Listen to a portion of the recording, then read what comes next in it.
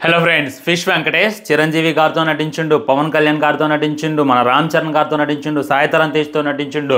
ఇప్పుడున్నటువంటి పెద్ద పెద్ద యాక్టర్స్ ప్రభాస్తో, ఎన్టీఆర్తో, వేరే వాళ్ళందరితో కూడా ఆయనైతే నటించిండు. టాలీవుడ్లో ఉన్నటువంటి పెద్ద సీనియర్ యాక్టర్గా తనైతే చెప్పుకోవచ్చు. ఒక్కొక్క సినిమాకి ఆయనైతే బాగానే చాట్ చేస్తానని చెప్పి కూడా మాకు తెలుసు. కానీ అలాంటి ఆయనకి ఎలాంటి చావు వస్తుంది అని చెప్పి నేనైతే కల్లో కూడా అనుకోలేదు.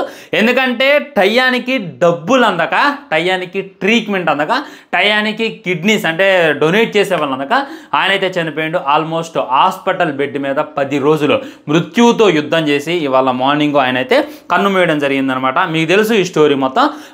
ఆయన అస్తవస్త గురయ్యి హాస్పిటల్ అయితే చేరిండు. 2 కిడ్నీలు కూడా ఫెయిల్ అయిపోయినాయి. సో ఎవరైనా డొనేట్ చేయాలి, ఆల్మోస్ట్ దీని ట్రాన్స్ఫర్కి 50 లక్షల దాకా ఖర్చు అవుతుంది అనేటటువంటి వార్త కూడా వచ్చింది. దాంతో ప్రభాస్ చేస్తా అని ముందుకు వచ్చిండు అని చెప్పి వాళ్ళ అమ్మాయి గారు చెప్పడమైనా, న్యూస్ బాగా వైరల్ కావడమైనా అది ఇది జరిగిందనమాట. ఆ తర్వాత ప్రభాస్ చేస్తా అన్నది అనేటటువంటి ఫేక్ ఎవడో వాళ్ళ అసిస్టెంట్ ఫోన్ చేసిండు. మళ్ళీ ఆయన కాల్ బ్యాక్ చేస్తాను ఎత్తట్లేదు. ప్రభాస్ సాయం చేస్తాడు అని చెప్పి వేరే వాళ్ళు కూడా సాయం చేయలేదు అని చెప్పి మళ్ళీ మీడియా ముందుకు వచ్చి మొత్తుకున్నారనమాట. ఆ తర్వాత రాజకీయ నాయకులైనా వేరే వాళ్ళు వెళ్ళి మేము హెల్ప్ చేస్తామని చెప్పి వాళ్ళకైతే హామీ ఇచ్చి వచ్చారు. కాకపోతే అన్ఫార్చునేట్లీ డోనర్స్ అయితే దొరకలేదు అనమాట. డోనర్స్ దొరకపోవడంతో ఆల్మోస్ట్ 10 రోజులు మృత్యువుతో పోరాడి ఇవాళ అయితే ఆయన కన్ను మూయడం జరిగింది. నాకు ఎక్కడ బాధగా అనిపించిందంటే ఆయన బాడీని పెట్టుకొని వాళ్ళ అక్క చెల్లెలైనా వాళ్ళ కూతుర్లైనా ఏడుస్తున్నారనమాట. మొత్తం స్లమ్ ఏరియాలా ఉంది. అంటే ఆయన చాలా సినిమాల్లో నటించిండు, మంచి హిట్ సినిమాలు చేసిండు.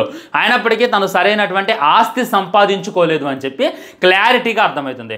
ఒకసారి అర్థం చేసుకోండి, ఒక చిన్న కమిడియన్ చచ్చిపోతేనో, ఒక నార్మల్ నటుడు చనిపోతేనో, మూవీలో పనిచేసేటటువంటి ఎవరో టెక్నీషియన్ చనిపోతేనో, మూవీ టీంకి సంబంధించిన వాళ్ళు, ఈ సినిమా వాళ్ళకి సంబంధించిన వాళ్ళు ఎవరో ఒకళ్ళు రియాక్ట్ కావడం మనం చూస్తూనే ఉంటాం.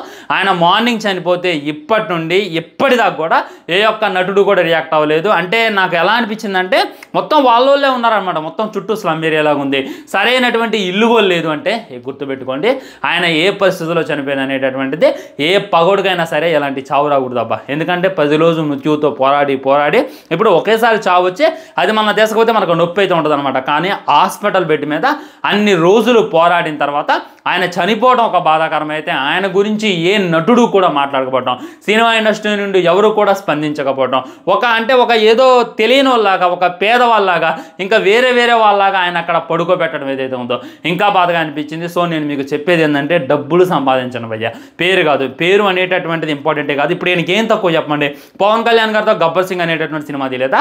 మన చిరంజీవి గారితో బోలశంకర్లో నటించలేదా? సాయి తరం తేజ్తో ఏదో సినిమా ఉంటుంది అనమాట, అందులో నటించలేదా? ప్రభాస్తో నటించలేదా? ఎన్టీఆర్తో అశోక్ సినిమా నటించలేదా? ఒకప్పుడు పెద్ద హీరోస్తో సైతం ఆయన సీనియర్ యాక్టర్గా మంచి గుర్తింపు కూడా తెచ్చుకుంటూ అలాంటి ఆయన ఇలాంటి చావు వస్తుంది అని చెప్పి ఎవరైనా అనుకున్నారు. ఒకవేళ ఆయన చనిపోయాక సరే, మొన్న కోట శ్రీనివాసరావు చనిపోయినప్పుడు ప్రతి ఒక్కళ్ళు ట్వీట్ చేశారు. ప్రతి ఒక్కళ్ళు ఇంటి దగ్గరికి వెళ్ళి ఆయన యొక్క భౌతిక దేహాన్ని చూశారు, వచ్చారు, మీడియాతో కూడా మాట్లాడారు. ఇది మనం అందరం చూసాం. కానీ ఫిష్ వెంకటేష్ చనిపోయినప్పుడు ఎవరు కూడా రియాక్ట్ అవ్వట్లేదంటే దానికి గల కారణం డబ్బు అనమాట. ఆయన దగ్గర డబ్బు లేదు, ఆయన పేదవాడు కాబట్టి ఎవరు ఆయన గురించి మాట్లాడలేదు, ఎవరు ఆయన గురించి రియాక్ట్ అవ్వట్లేదు. అదే ఈయన మంచిగా సెటిల్ అయినటువంటి సీనియర్ నటుడు అయి ఉంటే, మంచిగా డబ్బులు సంపాదించుకున్నాడు అయితే ఎన్ని ట్వీట్స్ వచ్చాయో, ఎంతమంది ప్రముఖులు వచ్చి పరామర్శించి వెళ్ళారు అనేటటువంటిది ఒకసారి గుర్తుపెట్టుకోండి. డబ్బులు అనేటటువంటిది ఎంత ఇంపార్టెంట్ అని చెప్పి ఈయన చావు ద్వారా మనకైతే నేర్పుతుంది. ఇదైతే మిక్కిలి బాధాకరం. హాస్పిటల్ బెడ్ మీద అన్ని రోజు అస్తవస్త గురైంది కాబట్టి ఆయనకి ఆ మోక్షం కలగాలని చెప్పి నేనైతే మనస్ఫూర్తిగా కోరుకున్నా. ఓం శాంతి. దీని మీద మీ కామెంట్ కూడా తప్పకుండా కింద తెలియజేయండి. ఇంకా అంతకు మించి నేనైతే ఇంకేం చెప్పలేను అబ్బా. చాలా బాధాకరం. ఆయన తీసినటువంటి సినిమాలు ఇంకా నా మైండ్లో తిరుగుతూనే ఉన్నాయి. ఎందరు ఇన్స్టాగ్రామ్ రీల్ చూస్తున్నప్పుడు కూడా తెలియకుండానే కళ్ళమని నీళ్ళు తిరుగుని ఇకేమో మంచి నటుడిని అయితే టాలీవుడ్ ఇండస్ట్రీ కోల్పోయింది. అది మట్టికి వాస్తవం. బాయ్.